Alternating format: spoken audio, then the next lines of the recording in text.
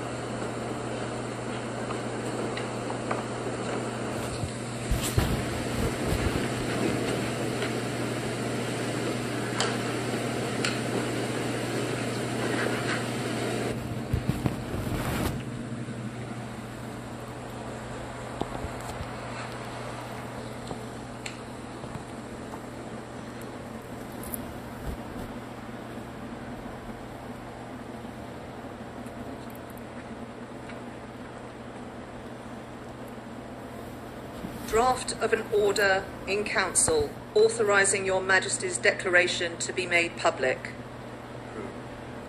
Draft of an order in Council for recording the oath relating to the security of the Church of Scotland, to be transmitted to the Court of Session, to be recorded in the Books of Sederant, and afterwards lodged in the State Papers of Scotland and in the Council Register. Approved. Draft order in Council determining the form of proclamation for proclaiming Your Majesty in the realms and in the British Overseas Territories. Approved. Draft of an order in Council authorising the Lord Chancellor to make use of the Great Seal for sealing all things whatsoever that pass the Great Seal until another Great Seal be prepared and authorised. Approved.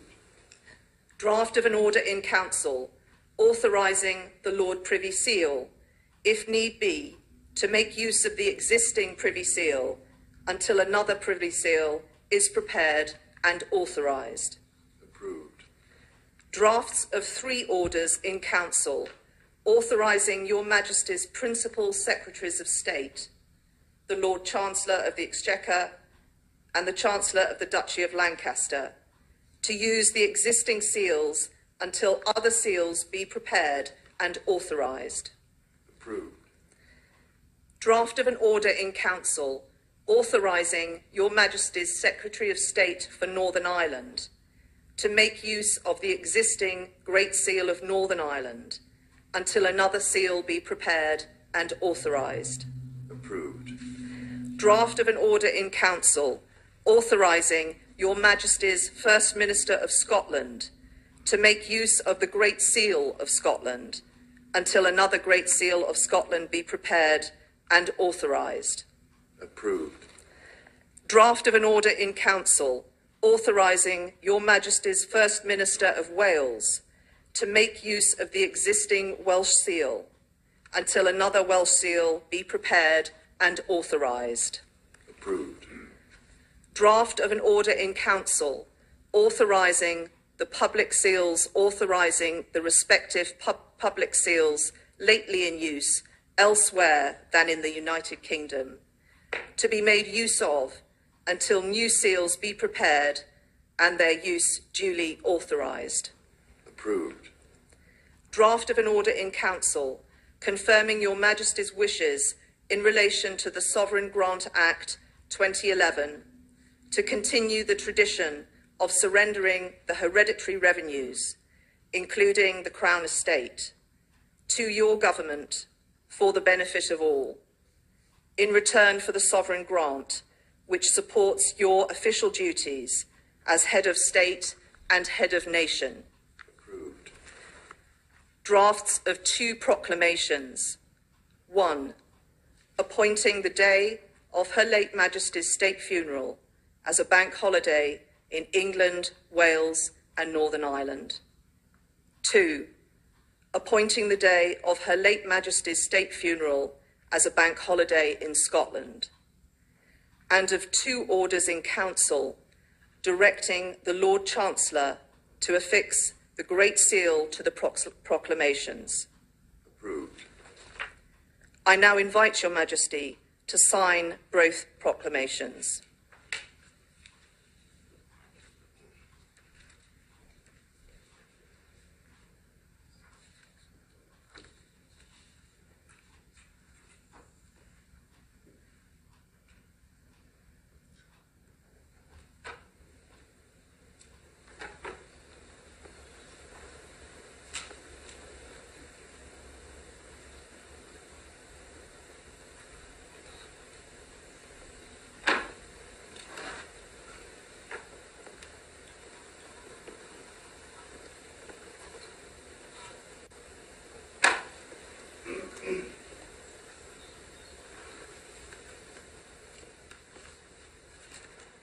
And that, Your Majesty, concludes today's business for the Council.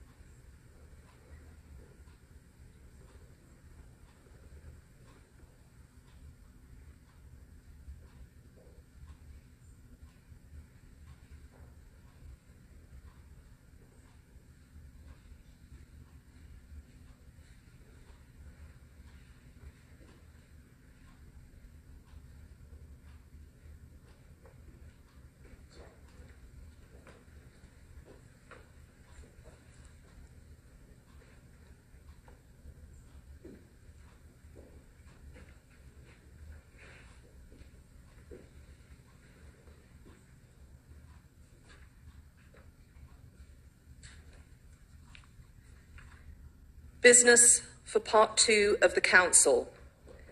Your Majesty, to make your declaration.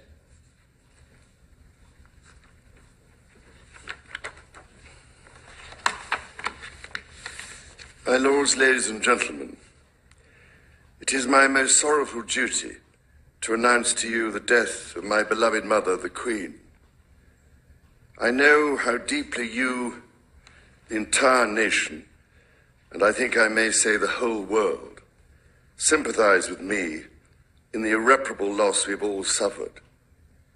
It is the greatest consolation to me to know of the sympathy expressed by so many to my sister and brothers, and that such overwhelming affection and support should be extended to our whole family in our loss. To all of us as a family, as to this kingdom and the wider family of nations of which it is a part, my mother gave an example of lifelong love and of selfless service. My mother's reign was unequaled in its duration, its dedication and its devotion. Even as we grieve, we give thanks for this most faithful life. I am deeply aware of this great inheritance and of the duties and heavy responsibilities of sovereignty which have now passed to me. In taking up these responsibilities, I shall strive to follow the inspiring example I have been set in upholding constitutional government and to seek the peace, harmony and prosperity of the peoples of these islands and of the Commonwealth realms and territories throughout the world. In this purpose, I know that I shall be upheld by the affection and loyalty of the peoples whose sovereign I have been called upon to be, and that in the discharge of these duties, I will be guided by the counsel of their elected parliaments. In all this, I am profoundly encouraged by the constant support of my beloved wife. I take this opportunity to confirm my willingness and intention to continue the tradition of surrendering the hereditary revenues, including the Crown Estate, to my government for the benefit of all, in return for the sovereign grant which supports my official duties as head of state and head of nation. And in carrying out the heavy task that has been laid upon me, and to which I now dedicate what remains to me of my life, I pray for the guidance and help of Almighty God. I have with humble duty to crave your Majesty's permission for the publication of your gracious speech. Approved. Concerning the security of the Church of Scotland. I understand that the law requires that I should, at my accession to the Crown, take and subscribe the oath relating to the security of the Church of Scotland.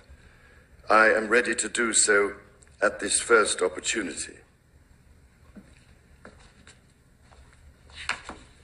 I, Charles III, by the grace of God of the United Kingdom of Great Britain and Northern Ireland, and of my other realms and territories, King, Defender of the Faith, do faithfully promise and swear that I shall inviolably maintain and preserve the settlement of the true Protestant religion as established by the laws made in Scotland in prosecution of the claim of right, and particularly by an act intituled An Act for Securing the Protestant Religion and Presbyterian Church Government, and by the acts passed in the Parliament of both kingdoms for union of the two kingdoms together with the government, worship, discipline, rights and privileges of the Church of Scotland.